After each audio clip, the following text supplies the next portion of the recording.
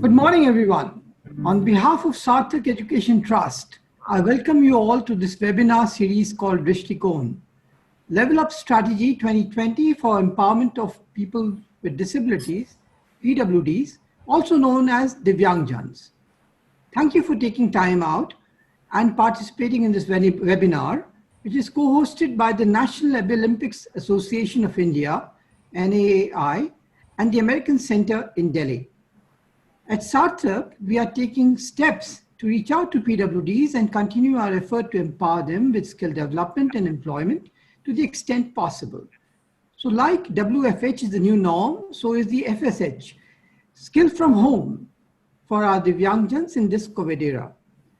Sarthak has initiated a dialogue with national and international leaders to ponder on initiatives required for empowering the disability sector in this COVID era. So please take this opportunity to listen, suggest, and ask questions during the panel discussion to follow shortly using the Facebook Live and Zoom chat feature. Let me also inform you that there are two other webinars which will be held at 12:30 p.m. after this one and at 3 p.m. We look forward to your participation in those sessions too. Nazmeen and Vanshika will be the sign language interpreters through all the sessions.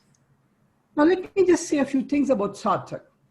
In 2008, Sarthak started with just one center in Delhi and gradually expanded to 19 centers across the nation. In Delhi, Chandigarh, Gurugram, Ludhiana, Lucknow, Jaipur, Hyderabad, Mumbai, Pune, Ambala, Bhopal, Kolkata, Ghaziabad, Faridabad, and Chennai. You'd be happy to know that through its early intervention and inclusive education initiative, Sarthak has rehabilitated over 1,900 children with disability. Sarthak's skill development centers have successfully trained over 20,000 PWD candidates in the sector of tourism and hospitality, organized retail, and IT/ITES. Furthermore, over 100 job fairs have been organized in 21 states to provide employment opportunities to those PWD candidates who had acquired skills elsewhere and were looking for employment. Through job fairs and skill centers, over 18,000 PWDs have been provided employment. Now let me introduce Dr. Jitendra Agarwal, founder CEO of Sarthak. Before starting Sarthak, Dr. Agarwal practiced as a dental surgeon. In 2004, Dr. Agarwal lost his central vision due to macular degeneration and thus had to discontinue his practice. During that period, he realized dependency as the biggest trauma a person PWD faces. Thus, he envisioned a platform where this dependency can be cured. I have one sentence to say about him. Even though he may be visually impaired, his vision is better than mine. Over to you, Jitenji. Please light up the path with your Drishtikon. Yeah. Thank you very much, Atul Bhatnagar ji, and thank you to all the panelists here. I would like to welcome each one. We have with us our NSDC CFO Prakash Sharma ji. We have from Capgemini Anurag Pratap ji. From Hans Foundation we have General Mehta ji. From Cognizant Foundation we have Madam Rashri ji. And from Credit Suisse we have Sharmeen ji. So with folded hand, I like to thank all of them because as you all of know that अभी हम लोग एक pandemic से गुजर रहे हैं, एक corona के कारण से, बट इस पेंडेमिक में भी हमारे जो पांचों पिलर्स हैं, पांचों फाउंडेशंस हैं, दे आर सपोर्टिंग अस, और जो दिव्यांगजनों का एम्पावरमेंट का प्रोग्राम ईश्वर कृपा से और आपके सहयोग से आगे बढ़ रहा है। ये एक स्ट्रगलिंग टाइम था सबके लिए, हमारे लिए भी और ऐसी संस्थाओं के लिए भी पूरे देश में जो दिव्यांगजनों के लिए काम करती हैं और दिव्यांगजनों के लिए भी, पेरेंट्स के लिए भी। बट 21 मार्च से लेके और आज तक हम लोग करीब 6 महीने पूरे कर चुके हैं और ईश्वर जानता है कि ये कब तक आगे जाएगा, कोई प्रेडिक्ट नहीं कर सकता। बट उसमें हमने, जैसे बोलते हैं कि जब कोई एडवर्सिटी आती है तो अपॉर्चुनिटी में कन्वर्ट करने का कोशिश किया है, और उसी बारे में मैं थोड़ा ब्रीफ करूंगा आपको। जैसे मैंने बताया, हमारी पांचों फाउंडेशंस हैं और उन फाउंडेशंस के जो स्टार हैं, लाइक एक स्लाइड में भी I think Bhavna will be sharing there are candidates who are successfully trained and placed. Like जो investment CSR के through इन पांचों फाउंडेशंस ने किया, उसमें अगर हंस फाउंडेशन का देखें तो लखनऊ में एक ज्योति, बिकॉज ये सक्सेस स्टोरी वो है जो कि आपको थोड़ा अचंभित करेंगी, जो कि आपको बताएंगे कि कैसे दिव्यांगजनों का सशक्तिकरण हुआ। ज्योति की स्टोरी, ज्योति इज ए की एक व्हील चेयर यूजर है, जो कि बचपन में ही जिसको दिव्यांगता हो गई थी। शादी के बाद में उसके 2 बच्चे हुए, फिर उसके हस्बैंड ने उसको डाइवोर्स किया, वो अपने पेरेंट्स के पास आई, बट उसने अपनी हार नहीं मानी, और उसके बाद उसने सार्थक सेंटर पे आके ट्रेनिंग लिया। अभी वो करंटली लखनऊ में काम करती है, सुबह 4 बजे उठती है, 7 बजे अपने वर्क प्लेस पे चली जाती। मैं अभी 15 मार्च को ही उनसे मिला और इतना प्रेरित किया उन्होंने। तो ये सक्सेस स्टोरी जो लखनऊ सेंटर से है। दूसरा हमारा एनएसडीसी जो सेंटर जयपुर से सक्सेस स्टोरी सूरज की है। सूरज एक भरतपुर के पास एक गांव का रहने वाला दिव्यांग है, जो कि स्ट्रगल कर रहा था वहां पे गांव में, जिसको जैसे आप जानते हैं कि अलग अलग भाषाओं में बोला जाता है, उस तरह से चैलेंज था वो। जयपुर आया, किसी तरह से सार्थक सेंटर में आया। वो एक इंटर कॉन्टिनेंटल होटल है जयपुर में, उसको मैनेज करता है, उसका मैनेजर है ये सूरज। इसी तरह से अभी एक बच्ची जो हमारे जो विश्वास करके बच्ची, जो कोलकाता सेंटर से है, कॉग्निजेंट फाउंडेशन के सेंटर से है, और जिसको ट्रेनिंग करने के बाद जिसको कैपजेमिनाई ने हायर किया। तो देखिए कितना सिनर्जी है कि एक फाउंडेशन सपोर्ट कर रही है और दूसरी उसको हायर कर रही है। उसी तरह से क्रेडिट स्विस से एक भाग्यश्री है, हियरिंग इम्पेयर्ड बच्ची, जिसके जन्म के तुरंत बाद उसके मदर एक्सपायर कर गई, उसके नाना ने उसको पाला, और फिर जैसे वो सेंटर में आई, वो फ्लिपकार्ट में मुंबई थाने में वो काम कर रही है। और उसके बाद एक सुनीता, जो कि हमारी कैपजेमिनाई स्टोरी से है, जो कि चीफ ऑपरेटिंग ऑफिसर है, एक पुणे कंपनी में 60,000 रुपीज कमा रही है। तो ये जो हमारे इस पूरे एक्सरसाइज के अमृत के कण हैं, जो हमारे ब्रांड एम्बेसडर हैं, बिकॉज जो इन्वेस्टमेंट सीएसआर ने किया उसके कारण से, और ये मे बी इंस्पायर करेगा और सीएसआर को और लोगों को कि वो भी अगर इस सेक्टर में इन्वेस्ट करें तो कितना सेटिस्फेक्शन मिल सकता है उनको। थोड़ा सा मैं प्रकाश डालूंगा आप हमारे ट्रांजिशन को, कि जब हम 21 मार्च को लॉकडाउन में गए और कैसे हमने सार्थक ने सर्वाइव किया अलग अलग प्रोग्राम्स के माध्यम से। जो हमारा पहले अर्ली इंटरवेंशन प्रोग्राम था, जो कि छोटे बच्चों के लिए था, नवजात जो 0 to 5 ईयर्स के, वो लोग हमारे सेंटर पे नहीं आ सकते थे। हमने सोचा क्या करें, तो उनका शुरुआत में वीडियो के माध्यम से पेरेंट्स का ट्रेनिंग हुआ, बट शुरू में पेरेंट्स को एक्सेप्टेंस नहीं था कि कैसे वो ट्रेनिंग कर सकते हैं। उन्होंने होम डिवाइसेस तैयार किए, और 350 अभी करंटली जो मेडिकल रिहेबिलिटेशन उन बच्चों का चल रहा है बड़ी अच्छे अर्ली इंटरवेंशन प्रोग्राम में थ्रू ऑनलाइन थेरेपी। दूसरा जो हमारा स्किल बिल्डिंग प्रोग्राम है, उस प्रोग्राम में अभी 2500 लोगों का ट्रेनिंग चल रहा है। पहले यही था कि ट्रेनिंग करेंगे कैसे, लेकिन फिर जो हमारे ट्रेनर्स थे उन्होंने व्हाट्सएप के थ्रू, गूगल के थ्रू ट्रेनिंग करना स्टार्ट किया। लेकिन उसके जो अच्छे रिजल्ट क्या निकल के आए कि 100% अटेंडेंस रहा, उसमें बच्चों से इंटरेक्शन रहा, पेरेंट्स से इंटरेक्शन रहा। तो ये भी एक तरह से अपॉर्चुनिटी में कन्वर्ट हुआ, जो एडवर्सिटी था ट्रेनिंग प्रोग्राम में। और इससे हमें ये समझ में आया कि अब हमें फिजिकल एक्सपेंशन नहीं करना, हम एक स्टेट में एक सेंटर खोल के पूरे स्टेट को कवर कर सकते हैं। जैसे मैं 15 दिन पहले लखनऊ सेंटर में जब इंटरेक्ट कर रहा था ट्रेनीज से, तो उसमें एक बच्चा अलीगढ़ से था, एक इलाहाबाद से, एक कानपुर से, एक आगरा से, तो पूरे सेंटर को वो लोग कवर कर रहे थे। उसके बाद एम्प्लॉयमेंट की बात आई, क्योंकि चैलेंज ये था, नौकरियां जा रही थी, हम सब लॉकडाउन में गए, लेकिन ईश्वर कृपा से हमारे दिव्यांगजनों का जो 800 जो दिव्यांगजन उनको रोजगार भी मिला, वर्क फ्रॉम होम मॉडल में मिला, और वो सक्सेसफुली काम कर रहे हैं। उनका सक्सेस रेट ज्यादा है, बिकॉज उनको ट्रेवल नहीं करना पड़ता, उनको एक तरह दूसरे तरह से मूवमेंट नहीं करना, एक लैपटॉप चाहिए और एक फोन चाहिए, उसके माध्यम से वो आराम से काम कर पा रहे हैं। उसी तरह से जो ओलंपिक्स 2021 की तैयारी हम कर रहे थे, रशिया में जो कैंडिडेट्स जाएंगे, वो भी एक स्ट्रगल था कि कैसे करेंगे। बट आप बिलीव नहीं करेंगे कि पेंटिंग का, एम्ब्रॉयडरी का ट्रेनिंग भी ऑनलाइन चल रहा है। जो लेडी इरविन कॉलेज के जो प्रोफेसर जो ट्रेनिंग कर रहे हैं, वो लोग ऑनलाइन के थ्रू ही उनका पिक्चर पेंटिंग का मंगवाते हैं, उनको फीडबैक देते हैं, फिर दोबारा से उनको अगले दिन का ट्रेनिंग देते हैं। उसी तरह से एम्ब्रॉयडरी का ट्रेनिंग, उसी तरह से कंप्यूटर प्रोग्रामिंग का ट्रेनिंग, इवन फोटोग्राफी का भी ट्रेनिंग ऑनलाइन चल रहा है, कि वो लोग जो आउटडोर फोटोग्राफी करते हैं उसका पिक्चर शेयर करते हैं अपने एक्सपर्ट्स के साथ, और एक्सपर्ट्स उनको फीडबैक देते हैं। तो ये पूरा ऑनलाइन ट्रांसफर हो गया है ओलंपिक्स भी। और एक नया इनोवेशन जो लास्ट ईयर हमने लॉन्च किया था, उसको तेज गति मिली इस लॉकडाउन के अंदर, जिसमें हमारे जो एनजीओ पार्टनर्स थे, छोटे एनजीओ पार्टनर्स जो कि गांव में अपनी परिवार के कारण से, अपने भाई बहन के कारण से स्टार्ट हुए थे, बट रिसोर्सेज के कारण स्ट्रगल कर रहे थे। तो सार्थक के अंदर एक हमने प्लेटफॉर्म बनाया, राष्ट्रीय दिव्यांगजन सशक्तिकरण मंच। तो मैं आपको शेयर करूंगा कि 170 ऐसी संस्थाएं जो कि पूरे देश में नॉर्थ ईस्ट वेस्ट साउथ में उस प्लेटफॉर्म को ज्वाइन कर लिए हैं। उनको हमने अलग अलग रीजनली कैटेगराइज भी कर दिया है। उनकी अब नीड बेस्ड एनालिसिस चल रही है कि क्योंकि हमने ये पाया कि उसमें बहुत सारे लोगों को का जो डॉक्यूमेंटेशन नहीं है, किसी के पास एटीजी नहीं है, वेबसाइट नहीं है, तो उनका डॉक्यूमेंटेशन से लेके उनकी कैपेसिटी बिल्डिंग से लेके उनको फंडिंग दिलाने तक हम उस प्लेटफॉर्म पे आगे जा रहे हैं। तो ये हमारे जो प्रोग्राम्स का ट्रांजिशन यू कैन से कि फिजिकल से डिजिटल में हुआ। फिर कोविड के दौरान हमने कुछ कंट्रीब्यूशन किया। हमने देखा कि हमारे 20% दिव्यांगजनों के रोजगार चले गए हैं, तो हमने उनकी रीट्रेनिंग करके उनको दोबारा से मेन स्ट्रीम किया, उनको लगाया, नौकरी में लगाया।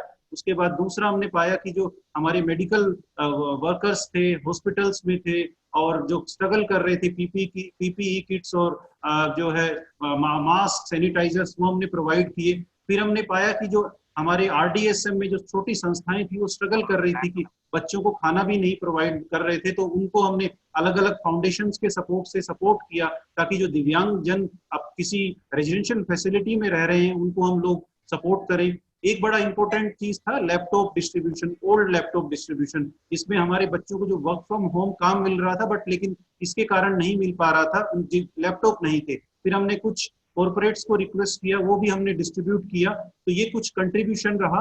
और अंत में मैं अपील करूंगा सीएसआर वर्ल्ड से हमारे देश में, जैसे हम 4 जुलाई को हमने अपना एनुअल डे सेलिब्रेट किया था, तो नीति आयोग के वाइस चेयरमैन थे डॉक्टर राजीव कुमार जी। उनका सजेशन था कि हम लोग क्यों ना जो हमारा टोटल सीएसआर बजट है पूरे देश का 2% जो कंट्रीब्यूशन होता है उसका 5 से 10% क्यों ना सीएसआर डिसेबिलिटी में इन्वेस्ट करें, एंड स्पेशली हेल्थ और एजुकेशन में, बिकॉज उसमें बहुत बड़े कंट्रीब्यूशन की जरूरत है। और जिसमें अभी अगर ये इन्वेस्टमेंट होगा तो उसके अच्छे रिजल्ट आएंगे दिव्यांग लोगों के लिए। दूसरा मेरा निवेदन रहेगा सीएसआर और सब कॉर्पोरेट हाउसेस से कि आपके जो यूज्ड लैपटॉप्स हैं वो आप शेयर कीजिए, क्योंकि हम लोग वो दिव्यांग जनों को दे सकते हैं ताकि वो भी अपने घर पे बैठ के काम कर सकते हैं। तीसरा, हम लोग अभी ये अभी दानोत्सव सेलिब्रेट हो रहा है 1 अक्टूबर से 10 अक्टूबर, तो आप सब उसमें भागीदार बनिए ताकि हम हर दिव्यांग जन की बेसिक नीड्स, बिकॉज अभी कोविड के दौरान जो जिन लोगों को थेरेपी लेनी है, मेडिकल रिहेबिलिटेशन का काम बिल्कुल रुक गया है, केयर टेकर भी नहीं जा पा रहे, तो उनको हम लोग सपोर्ट कर सके, उनकी मदद कर सके। और एक चौथा चीज था कि सस्टेनेबिलिटी ऑफ द ऑर्गेनाइजेशन। सो मैं अतुल जी से भी रिक्वेस्ट करूंगा कि अपने पैनलिस्ट से ये सवाल पूछिएगा कि कैसे सार्थक और इस तरह की संस्थाएं, इस तरह का जब तूफान आए, पेंडेमिक आए, तो कैसे सस्टेन करें। क्योंकि मेरे को लगता है ये इन्वेस्टमेंट 12 साल का हो गया, लेकिन अगर इस तरह के तूफान फ्यूचर में भी आएंगे तो ये संस्थाएं कैसे सस्टेन करेंगी। तो सब पैनलिस्ट से मैं रिक्वेस्ट करूंगा कि वो भी अपना एक्सपीरियंस शेयर करें। एक और निवेदन था कि हम लोग जो ग्लोबल रिसोर्स सेंटर का काम हमारा 1 साल डिले हो गया, बट उसमें अगर आप सब लोग भी कंट्रीब्यूट करें, एक एक फ्लोर वाइज या एक एक जिस भी स्वरूप में आप करें, तो वो एक बड़ा ग्लोबल रिसोर्स सेंटर जो गुड़गांव में हमें जगह मिल गया है, we got the place from state government, तो हम लोग उसको बना सकें, आपकी मदद ले सकें। और अंत में मैं फिर हृदय से सबका अभिवादन करता हूं, धन्यवाद करता हूं। और जो दिव्यांगजन और पेरेंट्स हैं उनको यही रिक्वेस्ट करूंगा कि आपको हार मानने की जरूरत नहीं है। इस तरह की चैलेंजेस आएंगे, बट चैलेंजेस आएंगे, वो बोलते हैं कि जब कभी भी हमें सेटबैक लगेगा तो हम कम बैक के साथ आएंगे, और यही हमारा ध्येय रहेगा और यही सार्थक का स्पिरिट है कि हमें आगे बढ़ना है और हर दिव्यांगजन को एम्पावर करना है। Thank you very much. Thank you, Dr. Agarwal. 2 takeaways, very key: turning adversity to opportunity and setback to comeback. Now I'd like to introduce our guru mentor of Sarthak, Padma Bhushan Dr. M.B. Atre. Dr. Mrityunjay Atre has been a pioneer in Indian management education. He has a PhD degree from Harvard and has been an icon in management circles through several generations of Indian managers and students, and advised corporates in oil and gas, power, fertilizers, steel, automobile, banking, insurance, IT, healthcare, you name it. In 2014, he was honored with the Padma Bhushan Award by the Government of India. He has been a role model and mentor. Over to you, Dr. Atre. Request you to share some pearls of wisdom with us. Thank you very much, Atul. Ladies and gentlemen, may I also join Atul and Dr. Agarwal in thanking all of you from industry and the foundation sector to join us today. The theme for our session is a very important one. It is upscaling the CSR ecosystem for healthcare and generally for the disabled. I have 5 slides. We won't have time to go through all of them. This is the topic, upscaling CSR for Divyangs. These we can skip. I'd like to thank the American Center for the technical assistance. All right. This is the contents of my presentation. Generally, the objective is to raise the CSR allocations, activities, commitment for healthcare, and bring into that a more rural focus. At the moment, relatively more heavily urban involved. Also bring in here the inclusive education for disabled Divyang children rather than parallel education. If necessary, do some preparatory training, but bring them into the same integrated classroom. And special talent development for Olympics, which is coming up in future in Russia, in Japan, Sartak and NAI, the National Ability Association of India are together. And I'd like to conclude, as I always do, with some suggestions for action. So if we take the first one, the CSR for healthcare, the current presence is mainly urban, and Sartak has been involved primarily in job skilling. It is a great contribution, it is an innovation, but I think as we have succeeded there, and there is a model which is rolling, we need to look at a broader, and already some activities have started. There is a huge backlog of healthcare in India. This has been debated forever. Our GDP allocation to healthcare and education have been low. And now with China, we have to also allocate for defense. Therefore, there is a role for corporate and philanthropy support to healthcare in India. Government alone cannot do everything. And that healthcare is comparatively worse for Divyangs. In all cases, I think the relatively able-bodied get more attention and people feel that investment in them is more quickly repaying. And early intervention, where you begin from birth onwards, has a longer gestation period. But I think if a corporate persists with it, the result will be fantastic. The idea is to prevent deterioration of the disability in the early years. In the rural areas, as we all know, there's almost no formal sector job unless there is an odd factory which is located because it is near the raw material source of power, water, or some such reason.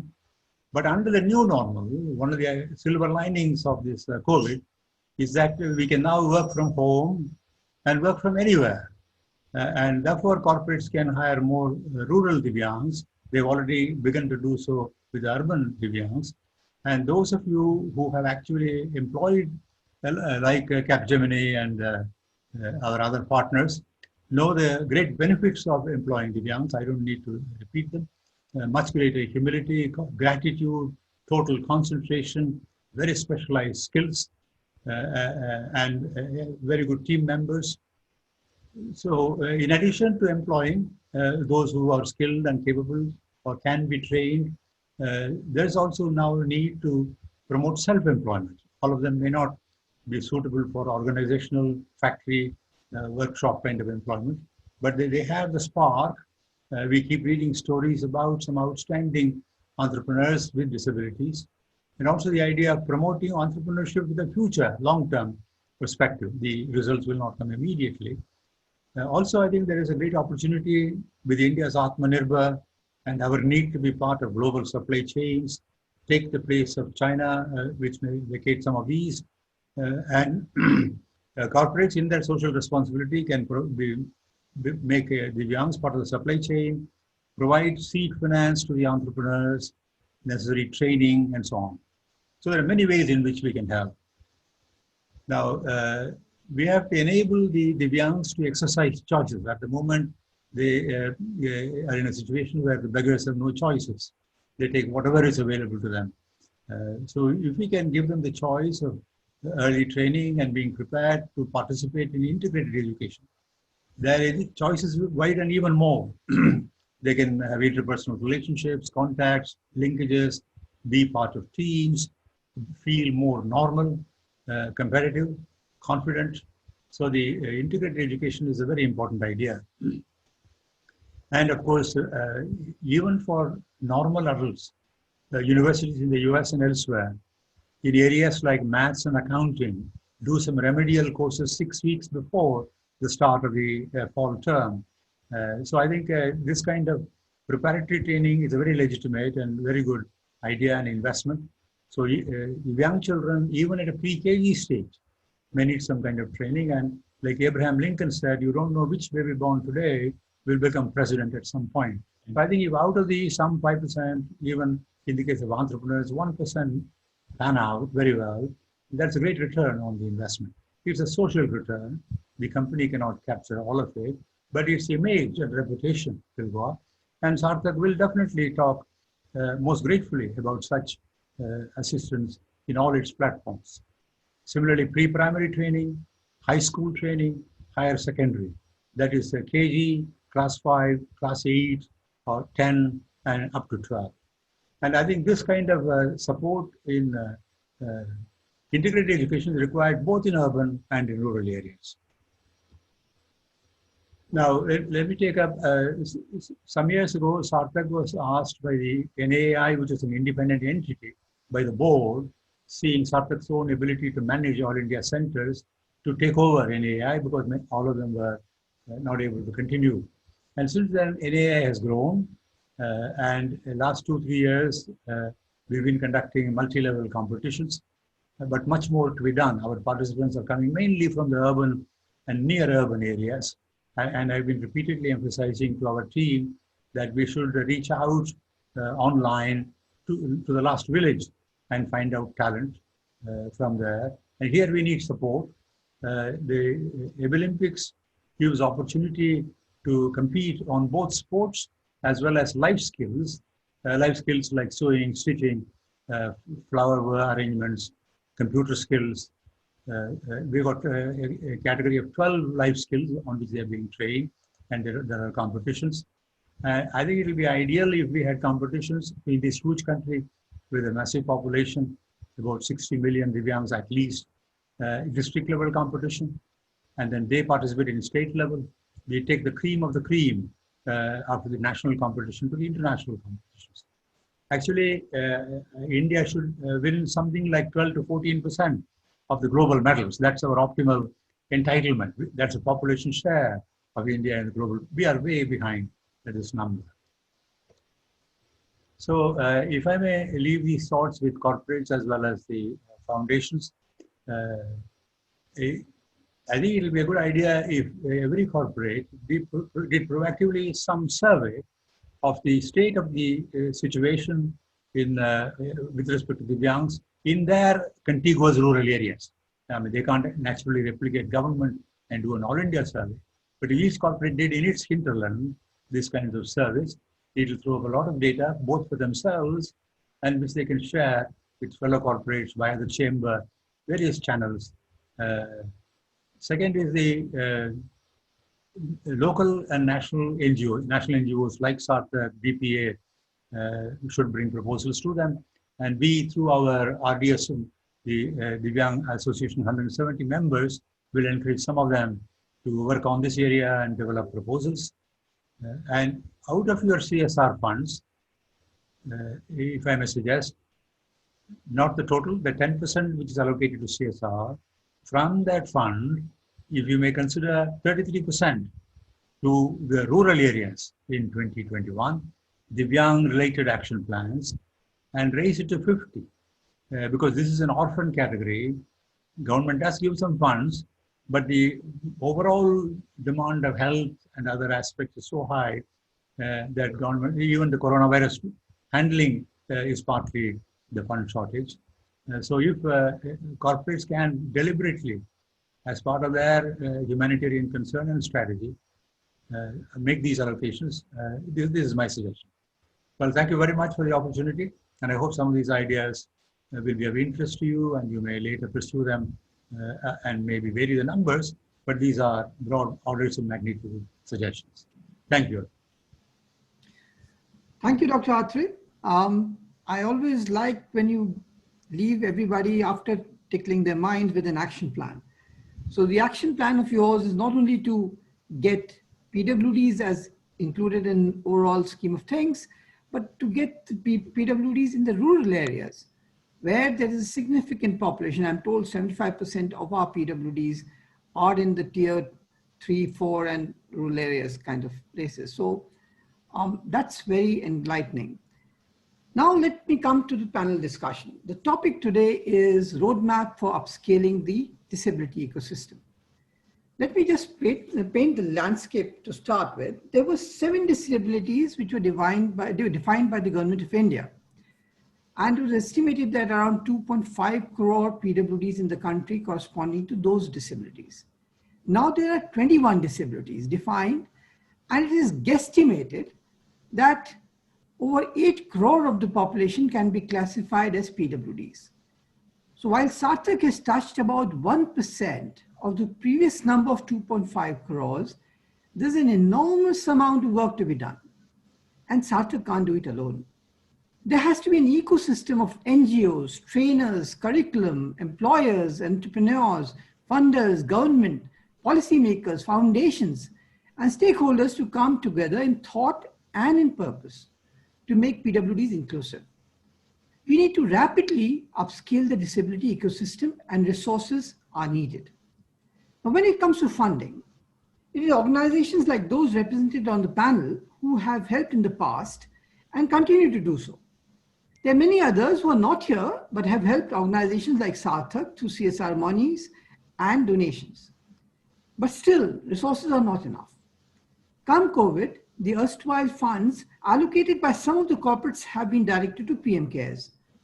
I'm not going to dwell on the debate that's going on in the parliament on this subject, but we have to realize the fact that there is a shortage of resources to support the evolution of the ecosystem to make PWDs inclusive. I'll not introduce all the panelists at the same time, otherwise you'll forget where they're coming from. I'll ask a question and introduce the speaker too. Let me introduce the first speaker, Shameen Kutty, Vice President Corporate Citizenship at Credit Suisse. Her responsibilities include the Indian Philanthropy Grant Portfolio in partnership with the Credit Suisse leadership and the board. She is also responsible for driving community engagement and skill-based volunteering programs. Shameen has been with Credit Suisse for 11 years now, and prior to that, she had a 3-year stint in human resources at Edelweiss. My first question, Shameen, what is the Credit Suisse approach to combat COVID-19? How Credit Suisse is bridging the gap for underprivileged sections of society, especially people with disability? Over to you, Shameen. Thank you so much, sir, for the opportunity for inviting me to come and speak in this forum. What Credit Suisse has done so far in terms of COVID, we have actually, paid out a grant earlier in April towards, 9 government hospitals, then building up their infrastructure on immediate medical requirements. So PPE kits, ventilators, an ambulance, and various other pieces to kind of ramp up on their ICU units, which was a major requirement just when the pandemic broke out. Additionally, we also had, an employee fundraiser, which was actually ran across globally, but we had India employees also donate, and this was towards distribution of food kits and hygiene kits for the needy in Mumbai and in Pune. We also further are in touch with our grant partners, our philanthropy grant partners, and we kind of address whatever immediate challenges they've had. We are also giving them the flexibility this year in their deliverables and KPIs. So, and also if there are any immediate needs for their funding, to give them the flexibility to reallocate the grant that we have given them. I think what we continue to do is that Credit Suisse has its focus areas, and we have a strategy which we would like to continue to be aligned to, even given the circumstances at the moment. So we will continue to invest in new partnerships and new grants, which will be towards future skills development, which will be towards financial inclusion and building financial capabilities of the needy, as well as education. And this is both, as Dr. Atreya mentioned, both the primary, secondary education and the inclusive education, which is towards individuals with disabilities. So how are we bridging the gap? So at the moment, our portfolio is pretty much aligned to what Dr. Atreya was also mentioning, that there is an enough balance of including, skill development for individuals with disabilities. So yes, we have partnered with Sarthak in the last 2 years. We also have another NGO that we are empaneled with, which also looks at education for hearing impaired children, which is based in Pune. And we also have partnered with another NGO in Mumbai towards skill development of individuals with intellectual disabilities. So I think the Credit Suisse portfolio and the corporate citizenship strategy is pretty much aligned, and we will continue to focus in this area, even though we have kind of gone ahead and given a grant towards COVID and healthcare. So it's good to know that we're pretty much aligned to even what Dr. Atreya suggested in terms of what the CSR allocation and portfolio should be for corporates. Thank you, Shaveen. We'll discuss more as we go along. Sure. Now, next I'd like to go to Rajshri Natarajan, CEO, Cognizant Foundation, who's an IT industry veteran with about 30 years of global experience. In her current role as CEO for Cognizant Foundation, she contributes to evolving overarching charter for the foundation, defining CSR strategy and goals, managing operations, and the relationship with a broad set of stakeholders. She mentors several startups and has facilitated many interactive workshops for designing lean process and creative technology solutions for complex business and social needs. She is passionate about spending time with nonprofit organizations and social enterprises, actively contributing to the field of education. Rajshri obtained her master's degree in electrical engineering from IIT Kharagpur and is a Six Sigma Black Belt. So Rajshri, I see that you have mentored startups and developed solutions for complex business and social enterprises. In the current day and age, there will be scarcity of jobs for quite some time. Besides, majority of our PWD population is in tier 2, 3, and 4 towns. I want your views on how entrepreneurship can be encouraged amongst PWDs, and not only training, but an ecosystem can be developed where they can get funding, orders, marketing linkages to sell their product or service. Would be happy to hear from you. Over to you, Rajshri. Thank you, Mr. Atul, and thanks, Dr. Jiten and the team Sarthak for having me here. It's wonderful listening to you all, and I'm sure Dr. Atreya actually kindled a lot of our questions.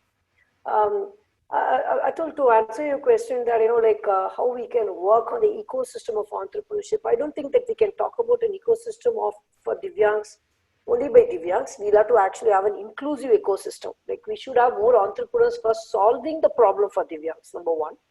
And then we should also have Divyangs as part of the ecosystem of entrepreneurship. So we'll have to attack it in both ways. If you see Cognizant Foundation, we focus, like Dr. Atreya mentioned, we focus on healthcare. And in healthcare, our number one focus is actually preventing avoidable blindness.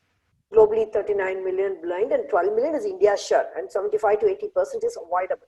So why are we leaving them to become a Divyang in the first place, right? So, and there's a lot of scope for entrepreneurship there. In fact, we work with a couple of entrepreneurs who've actually come back with the indigenously developed products of screening eye-related ailments early on and solving, preventing the blindness and as well as preventing the other visual impairment and so on.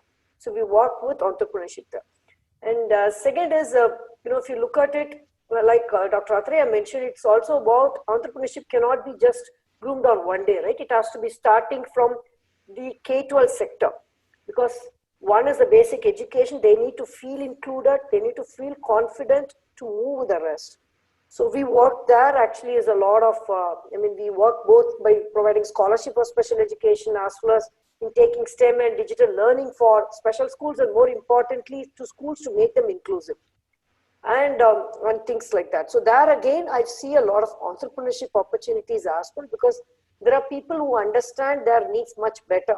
Like if you are coming up with a solution for an hearing impact, who else can empathize with somebody who has gone through that, right? So, but we don't see that many entrepreneurs who are Divyangs, to be very honest. A lot of people who are there currently, or people like who kind of empathize, and yes, that we need to come up with a different kind of a digital learning solution for. Recently when we were implementing one of the solutions for hearing impact, they were telling like most of the current technology that is available for digital learning is not very suitable for hearing impact. The number one reason that they gave is most of them are bringing bulk of the content in one go, and a lot of animation and things like that. Whereas for hearing impact, they need to understand lip reading along with the teacher reading the content, and therefore the teacher was actually a special educator. She was saying that we were looking for content where it comes like subtitle, like one line at a time. Appears a content, and so they were actually redoing the content. And even though there are a lot of technology players and digital learning players who are actually competing in that space, bulk of them are not actually made it, specifically for an inclusive education. Like if you put a digital learning, we obviously assume that the hearing impact we should also be able to, learn much more easily along with the rest of the children, but it's not so. Because the content, the teacher was saying that the content is entirely designed differently, whereas here the students need to follow the lip movement of the teacher, and as well as the content need to appear in a certain sequence and so on. So, essentially that was entirely done and getting set up for a special school for hearing impact. But we would want to see that more for inclusive schools. And who else can do solutions like this? We would want to see more entrepreneurs who are coming and solving the problem specifically for that sector. Like Dr. Jiten is coming and you want to come in and actually solve the problem. So we were looking for that. And when it comes to skilling, there are two types of skilling, right? Obviously the industrial skilling, and actually post COVID-19, it seems to be an opportunity, because with the reverse migration and other things, a lot of people and most of our skill centers, which are actually training Divyangs, is like very upbeat about it, because they're getting jobs now. They're getting offer, no attrition is low, and it's bulk of it is urban. I completely agree with Dr. Atreya. What do we do for the rural population? So we certainly need to have actually entrepreneurship at multiple levels. Entrepreneurship even for solving the problems of Divyang at one level, and the other is the local rural livelihood entrepreneurship opportunity. So we'll have to segment it separately. And many times entrepreneurship, it's kind of really pinches our heart. When we say entrepreneurship, it's not about candle making, it's not about basket weaving alone. I'm not saying that those are bad, and definitely those kind of rural livelihoods need to be there. But we should also get them right from the K-12 segment, to get them, mainstreamed as part of an inclusive education ecosystem, and really make them as confident individuals who are leading, enterprises for social needs and solving problems for their own ecosystem. So we would want to see more of that. Mm. Thank you, Rajshri. Very enlightening to hear your views on hearing impaired and how lip reading can be a very good, let's say, technology solution for them. And I'd just like to leave a thought with all the tech organizations who are part of this panel and maybe watching. Look, COVID is also a great leveler, because suddenly now work from home has become an established, let's say, norm. And many of the organizations, some of your competitors are saying so many percentages with 90 and 85 or not how many percent can now work from home. Now that's a silver lining for our PWDs, that they can work from home now. And some of the job roles can be such that they can work from home irrespective of where they are. They can be in Assam, they can be in Coimbatore, they can be in Srinagar, for all you know. And so we, just to set some minds thinking here, we can look at some job roles where they can function from where they are. And all that they need requires connectivity. And I'm sure that many of those solutions can be found. So we'll talk about that later, but just I thought I'll leave that thought in people's mind here. Now, next I come to a highly decorated soldier, Lieutenant General S.M. Mehta, retired, AVSM, SM, and VSM. General Mehta had a distinguished career spanning 4 decades in the army before he joined the Hans Foundation. He is a distinguished engineer, a visionary, and a scholar. He was awarded the Sena Medal during the Kargil War, Vishisht Seva Medal twice, and Ati Vishisht Seva Medal by the Honorable President of India. Would love to hear your real-life experience at Kargil over a suitable beverage, but we'll keep that pending, General Mehta. In the Hans Foundation, General Mehta played a key role in defining the organization goals and strategies for funding. General Mehta, from what I know under your leadership, the Hans Foundation has been a major supporter for Olympics competitions through NAI and Sarthak, and you have been very instrumental in helping us choose a team to represent India next year for the world stage, at the world stage. If the lockdown hadn't started all of a sudden and got delayed by, say, 15 days, we could have got the selected participants trained in Delhi. The situation has changed drastically now. How would the Hans Foundation be able to help in creating role models for various skills amongst PWDs? It's not just about winning medals, but to inspire a whole series of skilled people from the disability sector. Now, before I pass on the floor to General Mehta, may I inform the audience about Olympics?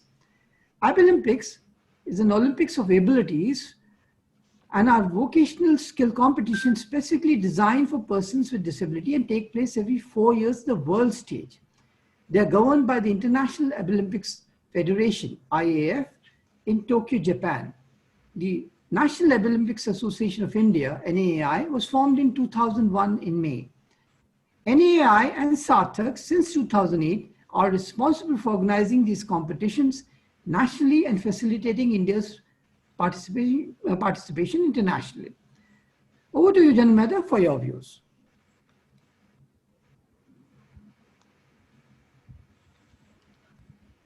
Thank you, Atul. Thank you, Dr. Jitendra, for giving me this opportunity. Before I come to your question and answer that, I would like to touch upon 2 very important things. During the course of your introduction, you said that PM CARE fund has taken away most of the CSR, and the CSR is drying up. And that puts a great premium on all the organizations who were dependent on the CSR. But there is one more thing which is happening. In last couple of days, we heard about the amendments to the FCRA Act, where they are bringing in an amendment to say that foundations cannot pass on or cannot grant funds or give grants to other organizations, which is a double whammy, I would put it that way, because it's going to create a problem for the smaller organizations who cannot approach the international organization. With this background, I don't know how we are going to fight that and how we are going to solve that problem, but there is a problem in there is a solution in every problem. We will get over that also. And there are certain other amendments which are coming through, like putting ceiling on the administrative expenditure and things like those. So we have a very, very uphill task in the coming times. With CSR not being there, I don't know when they wish to implement this act. With this, there is going to be a lot of NGOs who will get impacted, especially the smaller NGOs. So I want to first appeal to the CSR fraternity or all the corporates that if they can consider as a special case, since the CSR is not too much of CSR is available for these organizations, if they can as a special case, it is just an appeal, just a thought which came just now to my mind, they can, instead of let's say 2%, if they can make the CSR 2.5%, for them it will mean few lakhs, but it will be a huge support to the NGOs concerned, and especially if they can allocate this 0.5% to the Divyangjans, and because they have been hit very badly, because I'm aware of, we are helping a lot of Divyangjans because of the COVID. Their jobs are lost. The case in point, I can quote a couple of them, like the acid attack survivors. They were running Shiro's cafes in Bangalore, Agra, and Noida. They are closed for last 6 months and they have no source of income. Similarly, there are so many Divyangjans, or the people from the disability world who have been, rendered jobless. They have no source of income. If the help can come as an additional help, rather than 2%, if they can make it as a special case for next 2 years or 3 years as 2.5, it will mean very little to them, but it will mean a lot if they divert this money to the disabled. Because I was going through 2017-18, a report of CSR, there is very little which is coming to the field of disability. Most of the funds are going elsewhere, other fields. Disability is just 0.4% what is being invested in the field of disability. So from the CSR money, which is nothing, and that time when I was reading this report, 0.4%, I don't know, it was a very minimal amount. I may be a little wrong, 0.4 or 0.9%. So it was about in the range of 14,000 crores in 17-18. And this is abysmally low allocation for disability.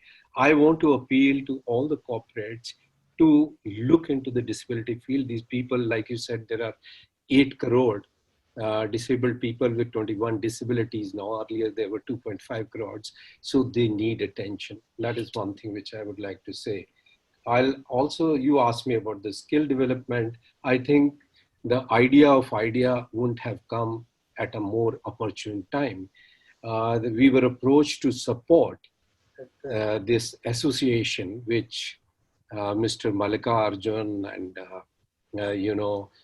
Saksham. Through Saksham, we are promoting that.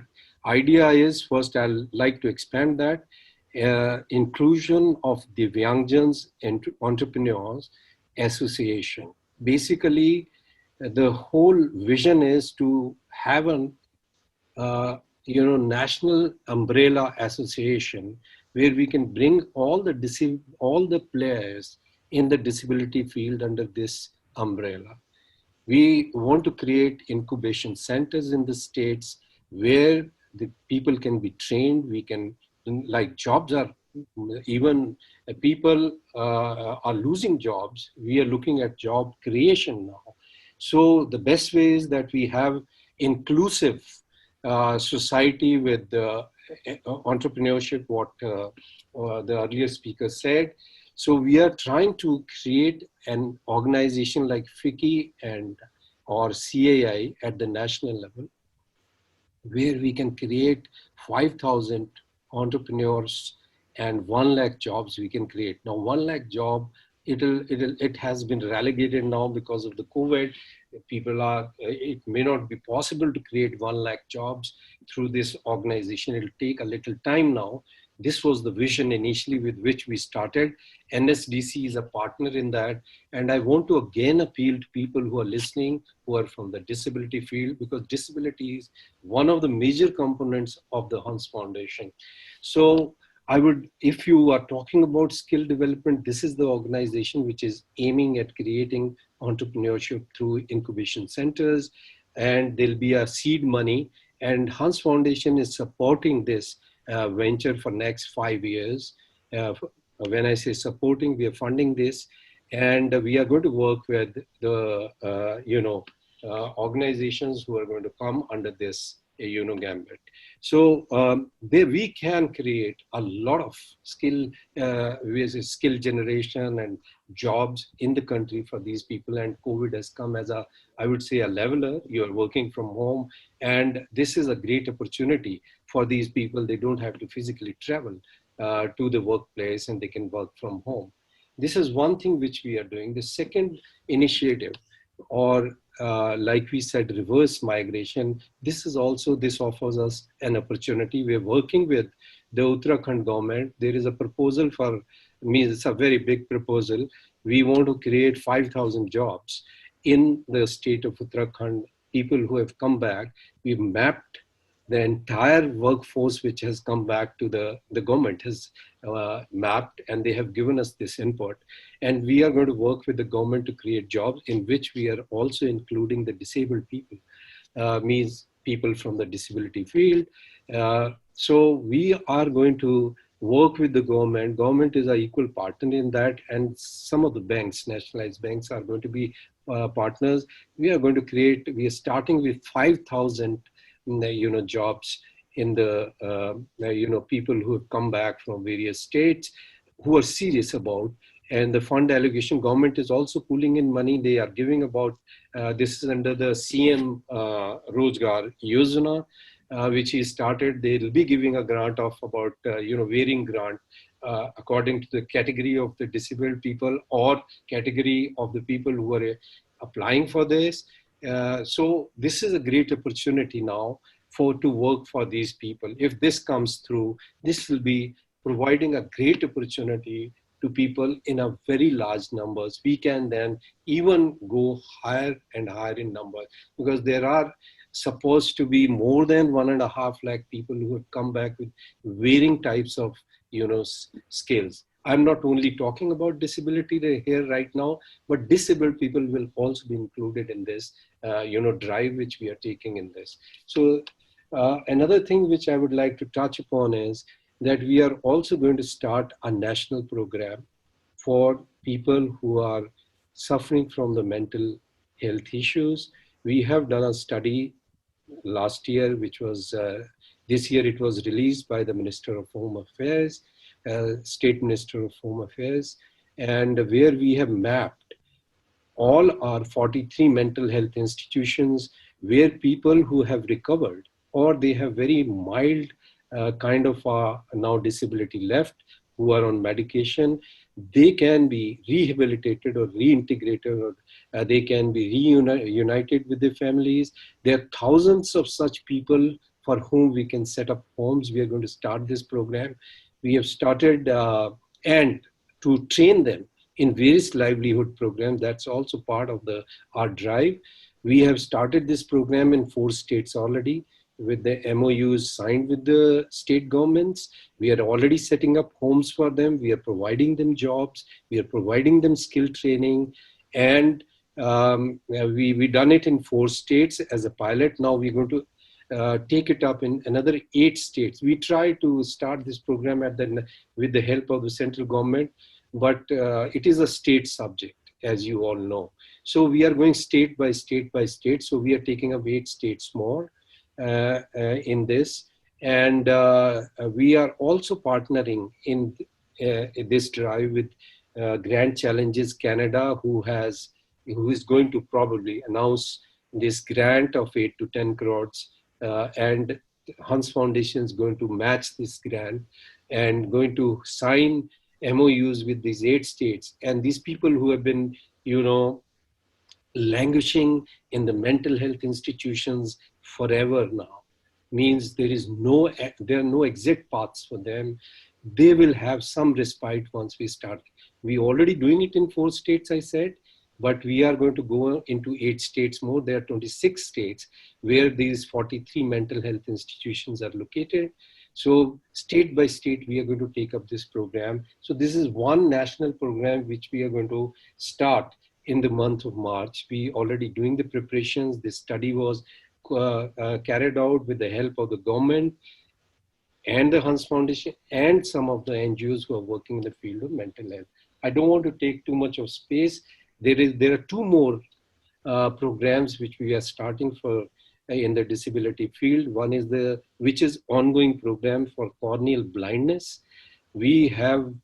Our vision is to eradicate corneal blindness from the country, which is a doable task. It's a long, you can say a short, but we are setting up world-class eye banks in various states. We've already done it in KGMU in Uttar Pradesh. The second one will be coming up in Banaras in Uttar Pradesh. These are really, in sense, world class. Already KGMU, we work on a principle, build, operate, and transfer. Till 2022, we are operating also this iBank in KGMU, and then we are going to hand over to KGMU. The second one has come up in AIIMS Rishikesh, where because of COVID, it is going very slow, because AIIMS has been designated as the hospital for tackling COVID cases. So this has taken a little backseat, but KGMU has become a center of excellence for the entire state of Uttar Pradesh. And Banaras is going to be the next. Assam is already ready. We are doing it with the government hospitals. Assam is ready. We are next going to Jharkhand. We are going to, because we're covering Northeast first. And we have very good players as partners in this drive. Our vision is to eradicate corneal blindness from the country. We aim to build about 50 such high-performing iBanks, because in USA, there is no waiting period. They carry out 45,000 corneal transplants every year. 40,000 was a figure I read a long time back. It may be more, but in India, it is only 25,000 with a population of 130 crores. We are far, far below our targets. So it will take us probably at this rate 500 years to eradicate corneal blindness if we go at this speed. So we are trying to, there are other organizations also working. So all these joint efforts. The third one is, I would like to say, is mental health, corneal blindness, and cochlear implant is another one. I think at one time we were running the biggest cochlear implant program in the country. Now the government has overtaken us. They are giving 1,800 transplants every year. We were doing 300 earlier.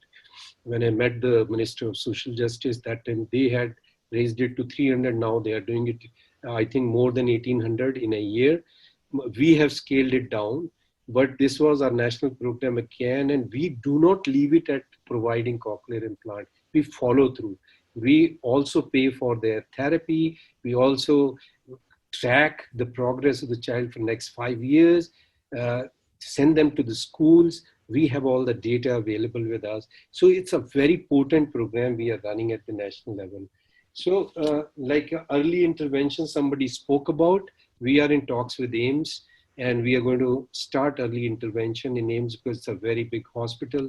I can go on and on as far as disability is concerned, because it's a very, very big field for us. And we go into in Cities Rise is another program which our other branch in US is taking up in mental health field. So I'll stop here. I've taken enough time. Like we're doing lots and lots for skill development and for providing jobs to the disabled people. So thank you very much for giving me this stage.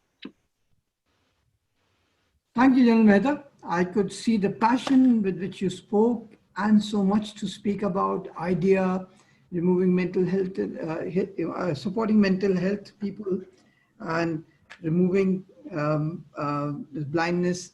And there are so many initiatives. I think this time was too short for you to elaborate, but we will get you another forum to really elaborate more work that Hans Foundation has done. Thank you very much for your inputs. I'll just say one word. We have also included acid attack survivors. Now we are supporting them because there's nobody supporting them right now. There are organizations, but a lot of them have been rendered jobless. So we just approved a grant for them to support them for next 3 years or more. It will continue depending on the need. Thank you very much. Now come to Anurag Pratap, Senior Director and Head CSR Capgemini. Anurag brings with him more than 21 years of diversified experience in CSR, community development, project management, grant management, capacity planning, and resource management. At present, he anchors CSR at Capgemini India. Over the last 2 decades, he has worked with grassroots agencies, donor agencies, and UN and corporates. I know Capgemini is getting an app made to be able to potentially reach out to the entire PWD base in India in Sarthak. In that way, you and your team are thinking ahead. So grateful for that thought. Anurag, what's the difference in approach you are seeing at Capgemini with respect to CSR funding and projects ever since COVID disrupted plans? What is your next 3 year strategy? What do you? Thank you, Atul. And I was in the sense there are a number of things that we are doing. I'll start with two, three things. One is that we were talking about less than 1% investment on disability. I think I have a huge sense of pride when I say that the total investment in people with disability sector from our CSR is more than 14% that we do. That's one part that we have done. Second is another thing that due to COVID, not a single penny moved to PM Cares Fund, not a single penny moved to any other project. Everything was and it still remained with organizations who are managing these assets. Not a single individual lost their job. Not a single penny got reduced from our commitment, and the commitment stands for 2021, 2022 also, which in a way means that we are taking it seriously. Come COVID, no COVID, life will go on, and commitment that we have made to the vulnerable, marginalized community will stand there, and we'll make sure that whatever is needed to be there, it will be provided. There are few things that we are doing the post-COVID time. One, we were running a helpline for to help kids in government school to get counseling and also help them to what is called manage the stress and anxiety due to exam pressure. We converted that into a mental health helpline number for people who were anxious, people who were insecure, people who were worried about COVID and how the fallout will be on them and their families. So that is one work that started happening, as Dr. Agarwal rightly pointed out, that we took around 2-3 weeks to understand after lockdown what to do with the skill center. And then credit goes to all of them, all the NGO partners, including Dr. Agarwal. They took the whole thing as a challenge. And I feel very happy to say that all my centers are now online centers. All the centers are performing much better than what they used to do during pre-COVID time. Third is we've started some new initiatives, and I'll use this forum to also, in the sense, invite people. We are doing online courses, looking into what is called trying to capture the aspirations from the rural India and their youth from those areas who are educated, who are part of, I'll say, the kind of individual that we hire for IT industry, which means that graduates, science graduates, engineering graduates, diploma holders and all, and training them through online, which means that they don't have to move to urban centers to get the training. Giving them laptop, hiring them at Capgemini, and giving them laptop and also data connectivity so that they can start working from wherever they are. That's one piece that we thought that let's take COVID as a blessing in disguise and what all we can do in that particular space. As you have rightly pointed out, we are investing hugely in tech development on assistive tech, making sure that people with disability, youth with disability who are looking for opportunity, not just in, I'll say, employment for them, but also turning them into entrepreneurs, is something that we hope and we feel that these will certainly will contribute immensely in that. In the startup space, and we are working with a few of the IIMs and trying to incubate ideas which pertains to the children with disability and youth with disability, looking at their challenges and how these can certainly help in mitigating that. So there are two kinds of startup support that we are providing. One is which is helping startup to scale up. And the second is looking at the ideas and how those ideas can get converted into POCs for people to further invest in, then develop it to a level where they start giving the kind of result that we are seeking. So some of the panelists raised this particular question that when they looked into the total investment, the investment in disability was lesser. But we need to also need to look at there are a number of corporates for whom disability is a cross-cutting theme, which in a way means that any intervention that we do, we make sure that we pick up and ensure that these should lead to, or this should benefit people with disability also, in addition to gender questions. So we need to unpack those realities also there, and I'm not going to deny the fact that yes, there are people who are who still have their subconscious biases which operates, but there is a growing, I'll say, acceptance and readiness and willingness within the larger corporate world to work in this particular space, augment this. Another suggestion which I'll say offer that I can certainly pass it on to Dr. Agarwal and to the Sarthak team is that for the team that you are developing from Moscow to participate in the global skill contest, we'll be more than happy to mentor them. We'll be more than happy to work with them to sharpen the skill set that they are having, if that pertains to IT and IT related skills. Having said all these, I'll say that I'm not going to get into detailed of every intervention, but I can very, very safely can say this, that we remain committed for investing more in people with disability space. We remain committed to work with organizations like Sarthak.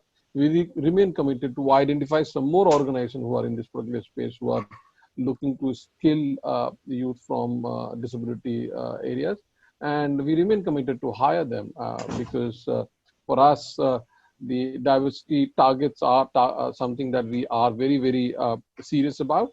And we'll love to hire and have these people work with Capgemini, and they coming to Capgemini will certainly alter the thought process within CSR also, because they'll bring in their experiences, they'll bring in their felt need, and they'll bring in their own thought process to that.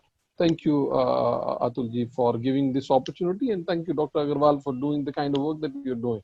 And thank you, Sarthak, for everything and every life that you've touched in so many ways that you've done that. Thank you, Anurag, and thanks Capgemini for a very forward-looking statement you've made on PWDs, and you've offered to employ them. That's even great, because now from the place that they're working, they suddenly become very productive, and they are very productive. Very frankly, they are very loyal. They don't jump jobs just because somebody is giving a differential salary. They are very focused because they are focused on the job. They don't have to look at WhatsApp and coffee breaks, etc. And their productivity increases with their training and experience. So on all counts, there is a proposition, and I'm glad that you are taking that up. And you have also offered to train people for the Moscow Olympics, which is great, great news to us, and we'd be happy to progress in those fronts. Now, I'd like to come to my ex-colleague from NSTC, Prakash Sharma. Prakash is the CFO of NSTC and leads the financial functions and strategies, including accounting, treasury, budgeting, and taxation. Additionally, Prakash heads legal, procurement, administration, and company secretarial functions of NSTC. He also serves on the executive team of NSTC. With over 25 years of progressive experience in finance management, he has held senior executive positions in some of India's leading corporates. Prakash is a qualified chartered accountant and has earned an EMBA from SPJ IMR and has pursued a leadership program from IIM Bangalore. In 2010, he was awarded the prestigious CFO of the Year Award for excellence in finance in a startup and received CFO 100 Roll of Honor for 5 years. Prakash, you have seen the disruption in the CSR system of funding from a central position. What is your impression on how this can be resolved? Because a lot of money has gone to PM CARES Fund and a lot more is required to scale up the ecosystem for PWDs. What can be the other funding sources, and what help can NSTC provide to PWDs in this current day? We all know inclusion is a must. What would your suggestions be in this regard? Over to you, Prakash. Thanks, Atul. Thanks a lot. And good morning, friends. I'll start with Heben Jirma. She is an American disability rights advocate and the first deaf and blind graduate of Harvard Law School. She once said that disability never holds anyone back. Disability is not something that people need to overcome. The barriers that exist are created by society, and it's up to every single one of us to work together to remove those barriers. So as Atul shared the number at the beginning, Divyangjan, or as I say, people with special ability, are the one of the nation's largest minorities. Some people are born with disabilities, others are acquiring disability through accident or illness or aging process and so on.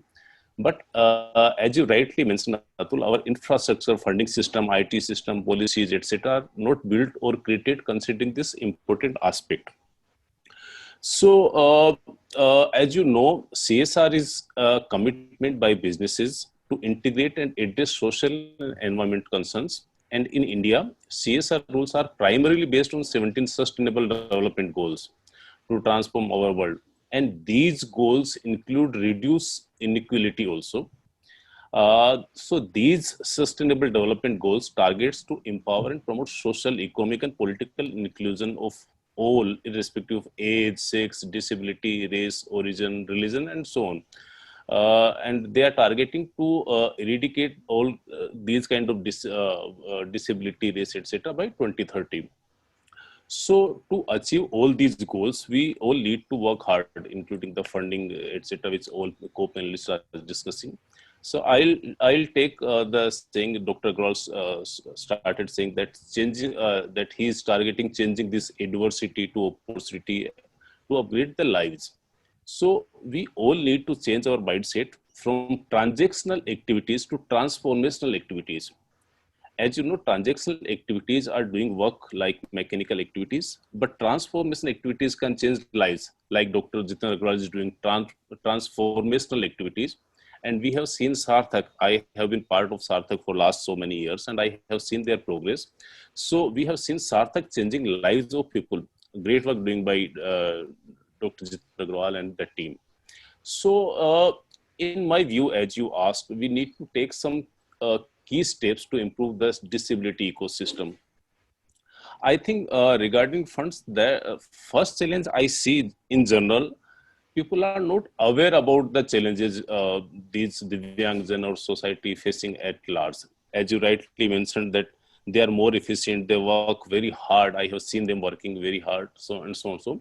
So as a society, we are not yet mature enough to understand their special needs. In fact, my experience and discussion with different groups confirm my belief that these specially abled class are more capable and more efficient if provided them the right job. This lockdown period is, I think, giving people a kind of affirmation of this fact that they are doing the right work at right pace and more efficiently with the others. Further, as my co-panelists were sharing about that PM Care Fund and so on. So I think this health system also, we need to work on this kind of people and people with disabilities. So we need to create a kind of support system along with government to increase awareness about disability issues, promote the inclusion of disability as a component of national health policy and programs, facilitate data collection, dissemination of disability related data and so on, and information also. We need to create capacity among health policy maker and service providers. And lastly, we need to promote strategies to ensure that people with disabilities are knowledgeable about their own health conditions and that healthcare personnel support and protect the rights and dignity of persons with disabilities. There are multiple other challenges also, like opportunity related to employment, lack of sufficient accessible transport solution. So it's not only that monetary part, but even Dr. Jitendra Agarwal shared that even giving old laptop will be a kind of great help. On employment part, I think we need to create employment ecosystem IT platform also for people with disabilities to solve that problem by combining all the elements of interviews, training, jobs, skilling at central location with transport solution. Companies need to reach out to them in place of candidates reaching out to them. We have good training or skilling centers like Sarthak, where employers should conduct various job melas and get the efficient workforce. One more part, Rashri mentioned about that technology availability. So I believe, and many people also believe, that technology industry is blamed that it lacks diversity and inclusion, and many times forget about the people with disabilities. Diversity and inclusion should be advocated to see a greater commitment to inclusion in product development and diversity in global employment and hiring practices. They must have a technology design with all kinds of user in mind, and that means everyone. Websites should be compatible with assistive technologies such as screen reader, training videos, and with captioning and audio description and so on. So this way we can minimize digital divide between citizens with and without disability access ICTs.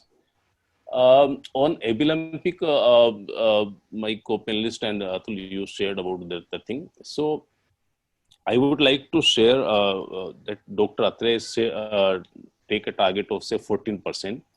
So I would like to share that when we started participation in world skill competitions, we were nowhere at world map, but after our consistency and hard work by everyone, last year at Russia, we created history by winning first ever gold, first ever silver, and many medals. So we jumped to 13th position worldwide. So reaching 14% share at Abilympic, I see within our reach. So I don't have any doubt that you can reach top 10 very soon and within few years. So I will stop here, Atul, adding that to reach somewhere we all need to shed some weights. Take example of a satellite. Like when it need to move to next orbit, it need to shed some good kilograms. Then only it can reach to the next level and to the next orbit and help community to serve better. So it is our collective duty to give up some of our time, energy, resources towards making this beautiful world more beautiful by making it an equal world and equal for everyone. Thanks a lot. Atul, over to you. Thanks, Prakash.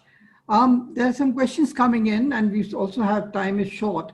So just want to ask the three corporates who are on the panel, maybe you can just take 2 minutes each to just mention how are corporates planning to reach the rural locations and help people with disability as they lack even basic necessities?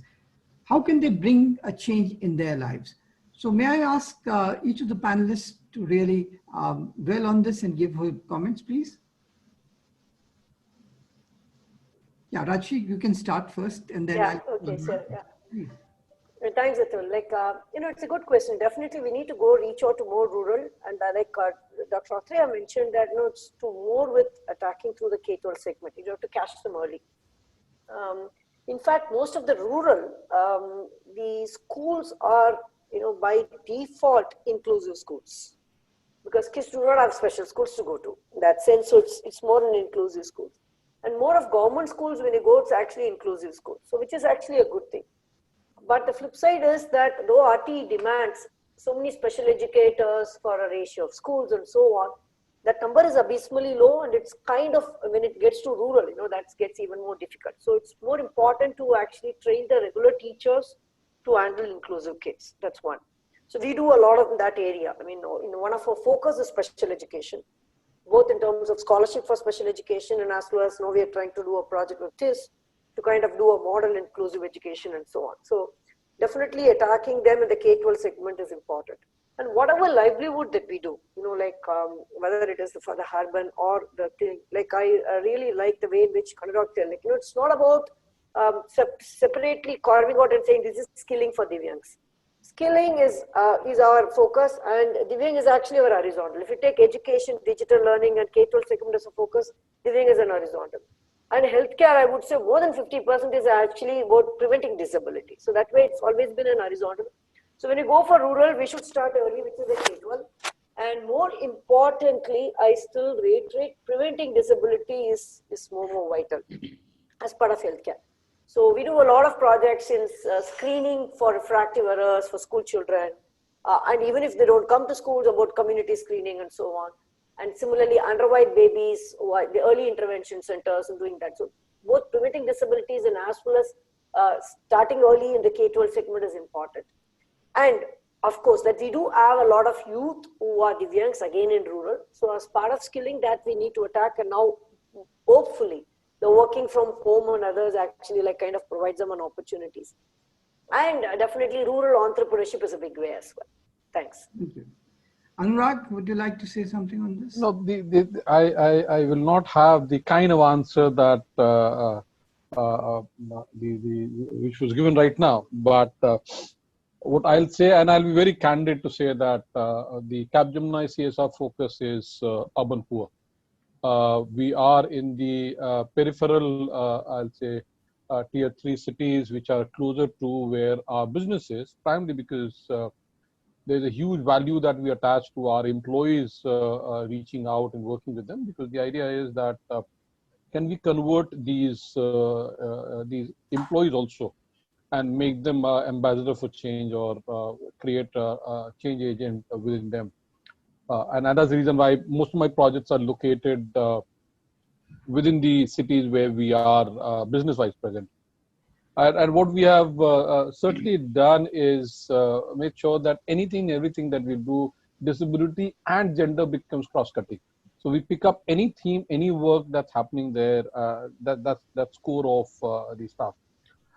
When we recently signed SOI with Niti Aayog on the Atal Tinkering Lab, there also we said the same thing, that how can we bring kids from the special need or kids from disability sector and make them what is called fluent and expert in the tech space. And that's one area that we need to certainly get in there, because I have a very, very firm opinion, and you can what is called criticize me for this, but my opinion is my position is that for youth or kids with disability, we need to also open up the future skill space for them. We cannot and we should not and we must not what is called encourage them only to become beauticians, retailers, or hospitality guys, but we need to move them into the tech space. We need to move them into those skill sets that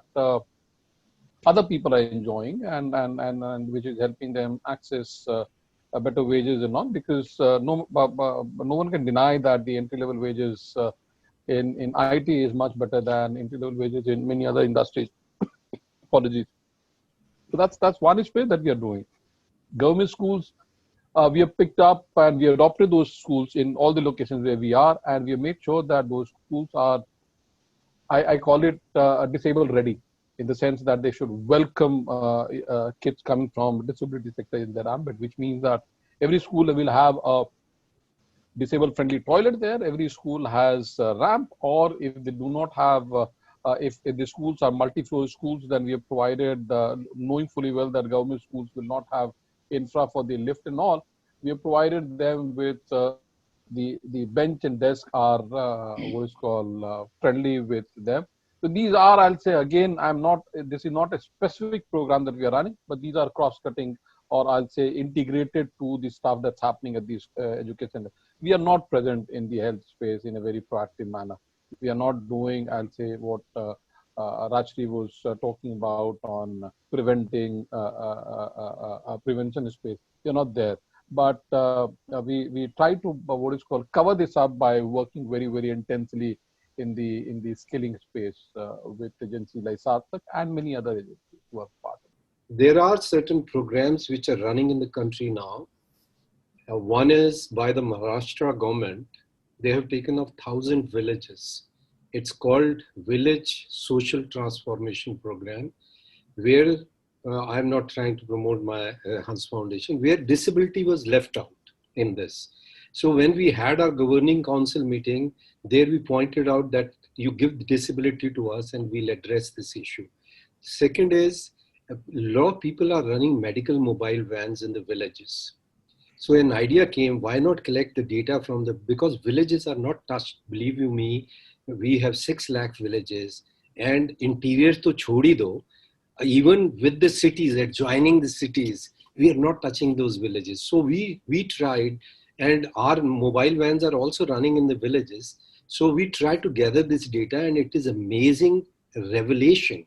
People don't even show their children with disability outside, and it's an amazing. I would stop at that. But you have to innovate ways to reach out to these people to provide them health, education, employment, things like those. So there are ways of doing. We are doing integrated village development program in Bageshwar district, where there was no health facility available. We have just taken over a state village dispensary. So you have to reach out to the villages through these means.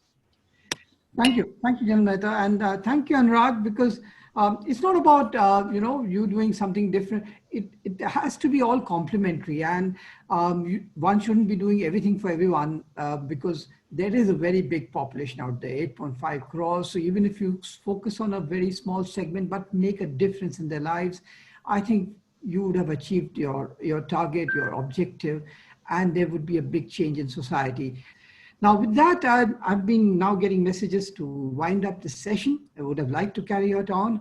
So I would just leave that thought that, we are all getting old, and in our old age, we will be getting disabled in some shape or form. Our mental disabilities our memory will start fading a little bit. Walking will be a problem. There will be so many other kind of disabilities that we may be acquiring because of old age, and we cannot wish away from that. And at that time, these people will be differently able and we will be disabled. If we have to make a world which can support us during our old age, why don't we make that world now? And with that thought, I'd like to leave and say thanks to my panelists, General Mehta, Prakash, Anurag, Sharmeen, and Rajshri, and Dr. Jitendra Agarwal and Dr. Atre, and last but not least, Nazmeen. She has been wonderful for the last 1.5 hours. She's been at it. She's been listening to every word and translating it in sign language. Thank you very much. Have a good afternoon. Thank you. Sir. Thank you so Atul. much. Bye-bye. Well done as a moderator.